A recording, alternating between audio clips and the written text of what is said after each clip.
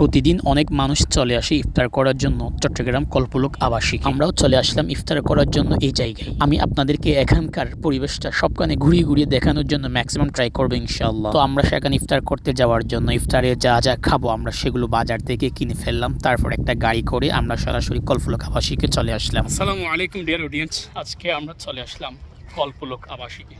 অনেক সুন্দর একটি জায়গা।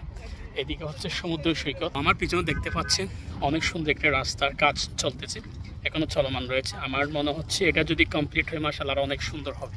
এখানে কিন্তু মানুষ দেখার জন্য ঘুরতে আসে, অনেক ইফতার পার্টি দেওয়ার জন্য আসে। তো অ্যাকচুয়ালি আমরাও আসছি ইফতার পার্টি দেওয়ার জন্য। তো আশা করছি আপনারা শুরু থেকে শেষ পর্যন্ত ব্লগটি কন্টিনিউ করবেন। ডিয়ার অডিয়েন্স, এখানে এসে দেখতে পাচ্ছি মাশাআল্লাহ অনেক সুন্দর জায়গা। তো এখন ইফতার করার জন্য আমাদেরকে একটা জায়গা চুজ করতে হবে। যেহেতু এখানে অনেক পার্টি হয় ইফতারের, সেহেতু প্রত্যেকে এক একটা জায়গা চুজ করবে।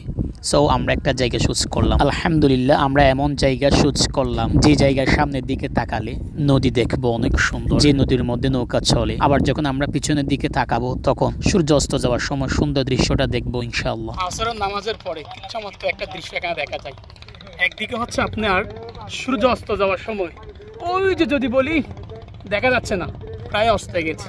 আর এদিকে হচ্ছে কি অনেক সুন্দর একটি নদী, যে নদীর মধ্যে নৌকা চলাচল করে। যাই হোক ডিয়ার অডিয়েন্স, আমরা ইফতার আয়োজন কেমন করলাম, তারপর হচ্ছে এখানকার পরিবেশটা কেমন, এইসব কিছু আমরা একটু মনোযোগ দিয়ে দেখে আসি।